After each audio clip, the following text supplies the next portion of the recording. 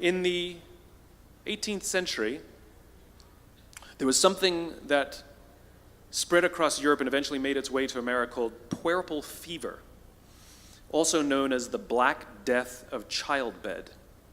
Basically what was happening is women were giving birth and they would die within 48 hours after giving birth. This Black Death of childbirth was the ravage of Europe, and it got worse and worse and worse over the course of over a century. In some hospitals, it was as high as 70% of women who gave birth who would die as a result of giving birth. But this was the Renaissance. This was the time of empirical data and science, and we had thrown away things like tradition and mysticism. These were men of science, these were doctors. And these doctors and men of science wanted to study and try and find the reason for this Black Death of childbed, and so they got to work studying, and they would study the corpses of the women who had died. And in the morning they would conduct autopsies, and then in the afternoon they would go and deliver babies and finish their rounds.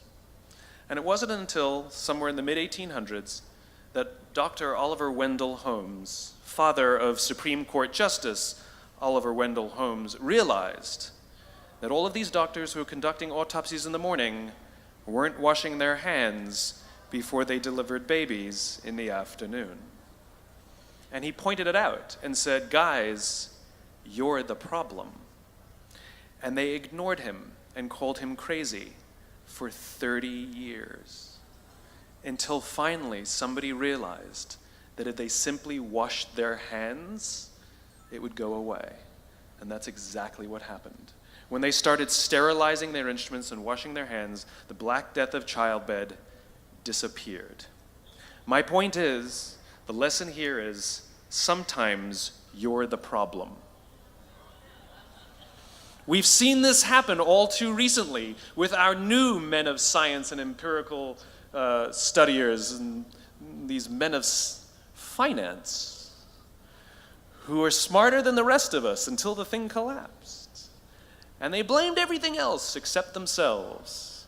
And my point is take accountability for your actions. You can take all the credit in the world for the things that you do right, as long as you also take responsibility for the things you do wrong. It must be a balanced equation. You don't get it one way and not the other. You get to take credit when you also take accountability. The only thing that stops you from getting what you want in life is the bullshit story you tell yourself of why you can't have it. You get that? What stops you back is the story, because the story stops you from getting honest. And if you can't get honest with yourself, there's no way you can go. Imagine like this, success in sales and life, it's like a roadmap, right? You know where you want to go, and you have this perfect strategy, the straight line to get there. It's a perfect strategy. It's going to get you there every single time. But if you don't know your starting point, if you're not getting honest with where you actually are, it doesn't matter how powerful the strategy is, and it doesn't matter how powerful your goal is. I'm going to ask you to set a goal today, right? A 60-day goal. And let's say you really set this goal, and I'll show you how to do it in a brilliant way. So it's visceral. So it makes you really feel it. And you see it, you sense it, you smell the goal. That's step one. I'm going to teach you the straight line, which is your strategy to get to your goal. But if you're not honest with where you are right now, your starting point, the map is worthless. There's three things that you need to know: where you are, where you want to go, and how you're going to get there. Those are the three things you must have to take advantage of any opportunity. I'm going to give you the strategy. I'm going to ask you to tell me exactly where you want to go for yourself. You got to get honest. Don't blame the boss. Don't blame the leads. Don't blame your job. Don't blame the industry you're in. Just get honest. If you don't like your industry, find another one. A couple things occur to me. One is, we have a sort of a saying in recovery. It's, lead a certain kind of life. Start being rigorously honest. Start being helpful. Start doing things contrary. Whatever your ideas, do the contrary. These sort of things. And guess what? When you start behaving a certain way, you'll start feeling a different way, and you'll start thinking of yourself in a different way, and you'll start internalizing some of these things. So one of the things is behavior, right? Start really looking at your behavior and you can make choices about your behavior. It's hard. That's the other thing that people don't understand. Change is really hard. Change is like, oh yeah, just get inspired and change. Oh no. I mean, there are fields of study looking at change. And change has a pre-contemplative, contemplative, execution, and maintenance. The maintenance of change is what most people leave out. And most people are not able to maintain change. Even something simple like stopping cigarettes, exercise more, get your diet, take these pills every day. I can't get somebody to take pills every day. Have you read the book Change or Die? I've not read the book, but I will tell you that I've gotten fascinated. There are moments of change. People that really change usually have a moment. They can tell you the moment they change. Sometimes it feels like that's where sort of a spiritual piece fits into this. People feel like something stepped in from the outside and made them change or opened them to the possibility of change. I've looked at this a little bit, and what I have found is in every case I've looked at, I find these people, and obviously I've seen a lot of addicts that, first of all, if they feel they're going to die. If they believe they're going to die, they're like, okay, what do I need to do?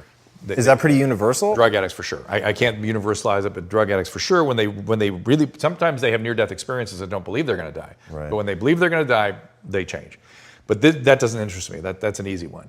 The one that interests me is the following: when people all of a sudden go, oh my God, and they change. What I found with those people is they usually were hanging around with somebody, having an intimate sort of conversation and time with somebody who was sort of different than what they would normally hang with. And so from my perspective, it's literally they're using the other to see themselves through a new pair of glasses. Like they're experiencing themselves differently. Because normally we are attracted to people that sort of fit our models of what we like and what's how our attachments work and whatever our traumatic reenactments are. We just go for that. That's what we do as humans. Not enough is made of how fucked up attractions are. I mean, attraction, what we're attracted to, usually often comes from a not so great place in our childhood. I definitely want to talk about that, but Okay. I wanted to finish this. These people I found were usually sort of hanging out with somebody and spending time, and all of a sudden, they actually didn't make the connection with the hanging out with a different person. I'd start asking them about it. I usually would find that there. But all of a sudden, they would see themselves. All of a sudden. Like one woman was hugely obese, and she was walking by. So she told me the exact window she was walking by. I think it was in Pasadena at a Macy's, and there was a mirror. And she walked by, and she said, I saw myself. And I'm like, oh my God, I'm disgusting. I got to change. Wow. Disgust is the motivator. I have another patient who was, she was a nurse, she was in denial. I've been trying for years to get her sober, and she was in an IVs and in hospitals and getting surgery, anything to get the opiates, right? And she said one day she would walk into the hospital bathroom with her IV and looked in the mirror and saw herself. In that moment. So like it broke through all the denial, but the So we experience started this by saying it's the other, but that's two stories of people seeing in the mirror. What is it about that externalization? No.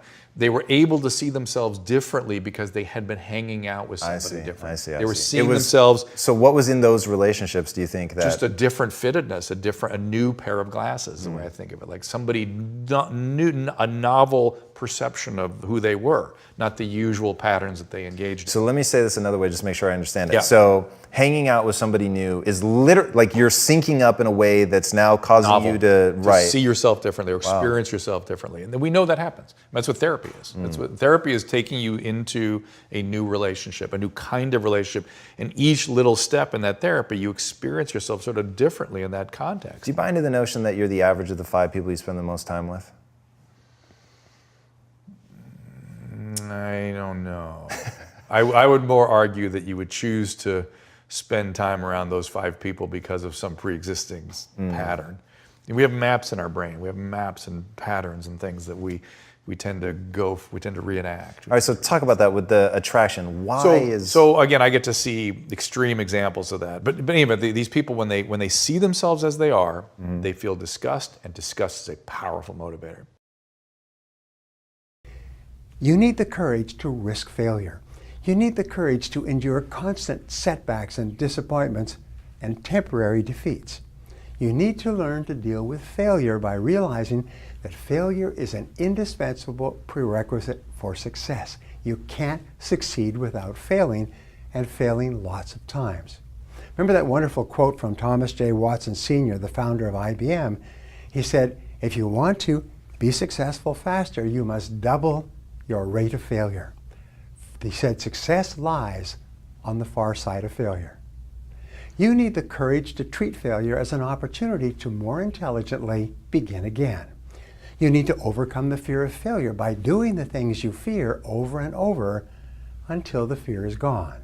And then by resolving to bounce rather than break when things don't work out for you. You need the courage to turn toward danger continuously, to face the things you fear.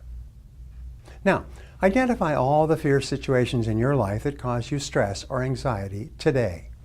Decide what the worst possible outcome of each of these situations might be. Resolve to accept the worst should it occur. And then take action to resolve each of these situations. Refuse to allow a fear situation to remain in your life, dominating your thinking and emotions and holding you back. You need the courage to be willing to make mistakes and learn from them. All peak performers continually make decisions, make mistakes, learn from them, pick themselves up, self-correct, and carry on. Successful people are not those who necessarily make the right decisions all the time, but by hanging in there, they make their decisions right. If they make a mistake, they accept it. They learn as much as possible from it, failing and making mistakes, and carry on. The more you fail and the more mistakes you make, the smarter you become, and the more likely it is that you will eventually achieve your goals. You also need the courage to accept complete responsibility for your life, which means to take ownership for results. You need the courage to refuse to make excuses or to defend yourself. You need the courage to say over and over again, I am responsible. I am responsible, and refuse to blame anybody else. When something goes wrong, you focus on the solution rather than the problem or the person. You ask, what do we do from here? What's the next step? What's the solution? What action should we take? You then pick yourself up and carry on, extracting the wheat, the lessons from the situation, and throwing away the chaff, the things that happened that you cannot change. The final courage you need is the courage to persist longer than anyone else. Persistence is the quality that will ultimately guarantee your success.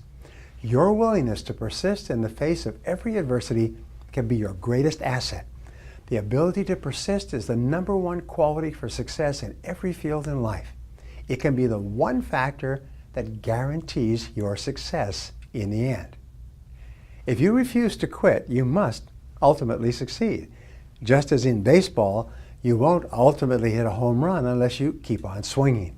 In 30 years of studying successful people, I've discovered one fact over and over. No one was ever defeated until they accepted defeat as a reality. No one can ever defeat you but yourself. We're in a world where everything is at your fingertips in terms of technology, so there really shouldn't be any excuse as to why you fail, because everything is accessible. I'm an ordinary guy that have done definitely some extraordinary things. So I know that literally if honestly, if I can make it, anybody else can make it.